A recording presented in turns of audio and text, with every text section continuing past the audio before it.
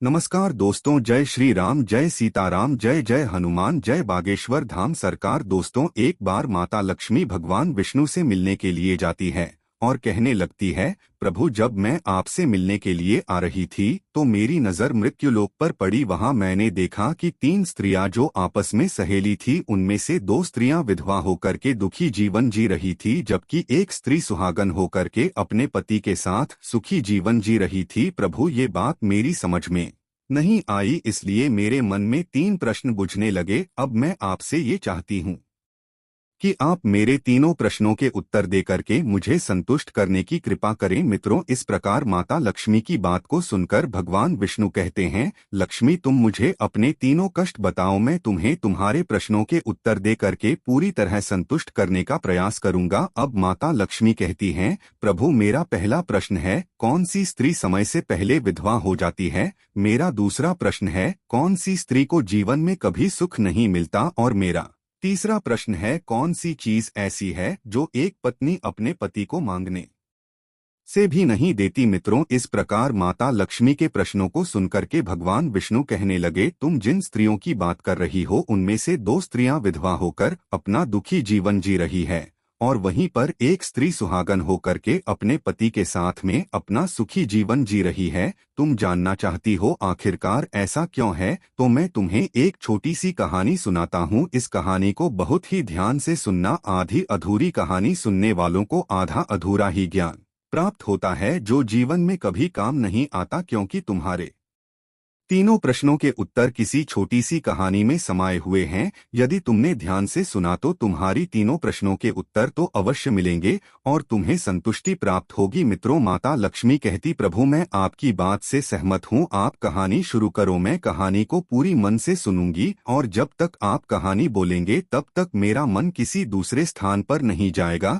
तो मित्रों, कहानी शुरू करने से पहले मेरा आप सभी से अनुरोध है कि आप हमारे चैनल को सब्सक्राइब अवश्य करें और कहानी के अंत तक बने रहें, क्योंकि आज की कहानी आपके लिए बहुत ही महत्वपूर्ण होने वाली है। तो आइए आज कुछ नया सीखते हैं। भगवान विष्णु कहते हैं, लक्ष्मी सबसे पहले मैं तुम्हें उस स्त्री की कहानी सुनाता हूँ जो सुहागन बनकर के सुखी जीवन जी रही हैं। देखो, जिससे सुहागन स्त्री की तुम बात कर रही हो वो स्त्री एक राजा के नौकर की पत्नी है और जिस नौकर की वो पत्नी है उस नौकर को अपनी पत्नी पर पूर्ण विश्वास और भरोसा है कि वो पतिव्रता है, जिसकी महिमा वो अपने साथियों में बार बार करता है। अब देखो, एक दिन की बात है, उस राजा के नौकर ने अपनी पत्नी की प्रशंसा इतनी की बात धीरे धीरे फैलते हुए राजा के दरबार तक पहुंच गई। फिर तो राजा ने अपने नौकर को बुलाया और उस नौकर से कहा कि तुम हर किसी से कहते हो कि तुम्हारी पत्नी पतिव्रता है, क्या वास्तव में आपकी पत्नी पतिव्रता है? क्या आपको पूर्ण विश्वास है? इस प्रकार राजा की बात सुनकर के नौकर कहने लगा, महाराज मुझे पूरा विश्वास है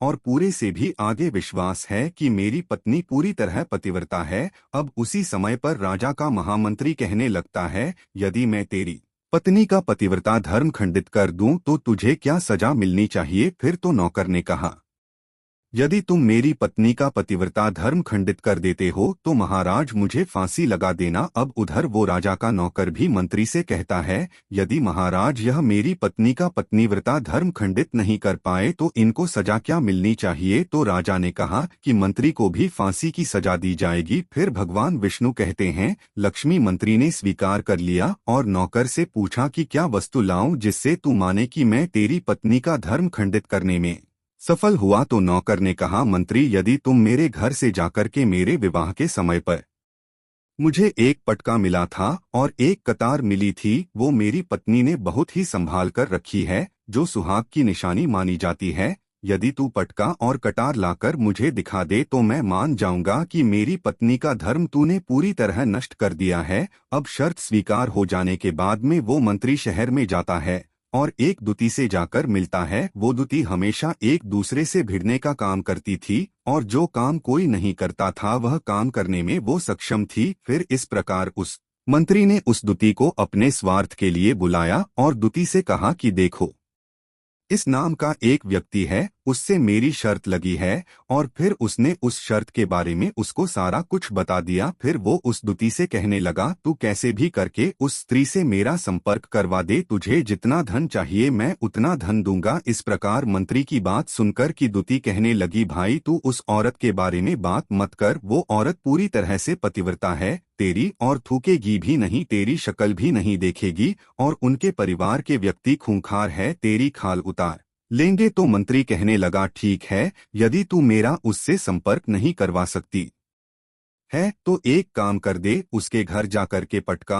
और कटार चुरा कर ला दे, और उसकी पत्नी के गुप्तांग के पास में यदि कोई चिन्ह हो तो वो चिन्ह अभी मुझे देख करके बता दे, फिर मैं तुझे मुहमांगा इनाम दूंगा। ये बात दूती की समझ में आ गई और उसने कहा, ठीक है, मैं तुम्हारा काम अवश्य करूंगी। नौकर शहर में रहता था, 2-3 नौकर के घर जाती है, उसकी पत्नी से जाकर बोलती है बेटी मैं तेरी पति की बुआ हूँ, मैं कई वर्षों के बाद आई हूँ। फिर उस स्त्री ने कहा, आओ बुआ जी, मैंने आपको पहले कभी देखा नहीं इसलिए पहचान नहीं पाई। और इस प्रकार उस दूती को उस नौकर की पतिव्रता स्त्री ने बहुत बड़ा सम्मान दिया, मगर उसे क्या मालूम था कि यह उसके साथ में छल करने आई है। अब भगवान विष्णु कहते हैं, लक्ष्मी इस प्रकार वो दूती उस पतिव्रता स्त्री के साथ में 2 दिन तक रुकी। जिस समय वो स्त्री स्नान करने लगी तो दूती उठ कर के उस पतिव्रता के कमर मलने लगी। उस पतिव्रता स्त्री ने बहुत मना किया, फिर भी वो दूती नहीं मानी और कहने लगी, मुझे तो बेटी से भी प्यारी लगती हो तो मना मत करो, काफी दिनों के बाद में मेरी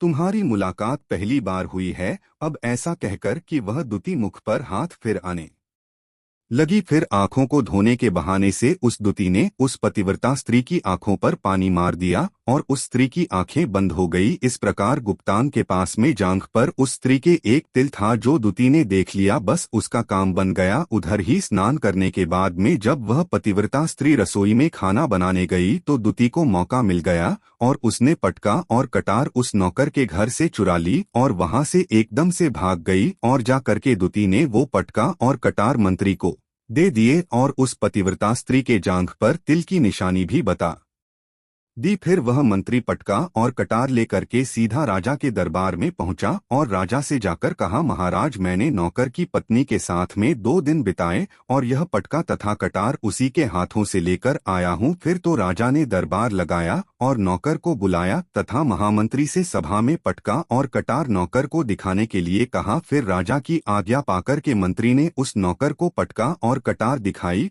और उसकी पत्नी की जांघ पर तिल भी बताया तो नौकर मान गया कि वास्तव में आज मेरी पत्नी ने अपना पतिव्रता धर्म पूरी तरह से भंग करवा लिया। भगवान विष्णु कहते हैं, लक्ष्मी फिर तो राजा ने फांसी का दिन 15 दिन के बाद में रख दिया और कहा कि नौकर को 15 दिन के बाद में फांसी पर चढ़ाया जाएगा। और इस प्रकार से नौकर से उसकी अंतिम इच्छा पूछी तो नौकर ने कहा कि मैं अपनी पत्नी से अंतिम बार मिलना चाहता हूँ। इस प्रकार राजा ने उस नौकर को आज्ञा दी कि ठीक है, तुम अपनी पत्नी से मिल सकते हो। फिर नौकर अपने घर गया और अपनी पत्नी से कहा कि आपने मेरे साथ में बहुत बड़ा विश्वासघात किया, मैंने आपके विश्वास पर मंत्री से ऐसी शर्त लगाई थी कि राजा के दरबार में राजा के सामने मैंने कहा था कि मेरी पत्नी का पतिव्रता धर्म कोई नष्ट कर दे तो मुझे फांसी लगा देना। अब मुझे 15 दिन के बाद में फांसी लगा दी जाएगी। मेरे साथ विश्वासघात करके तुमने ठीक नहीं किया। उस पतिव्रता स्त्री ने अपने पति को सारी बात बताई मगर उसे विश्वास नहीं हुआ और वह राजा के दरबार में पहुंच गया। फिर नौकर राजा के दरबार में पहुंचा तो फिर उसे कैद में डलवा दिया गया।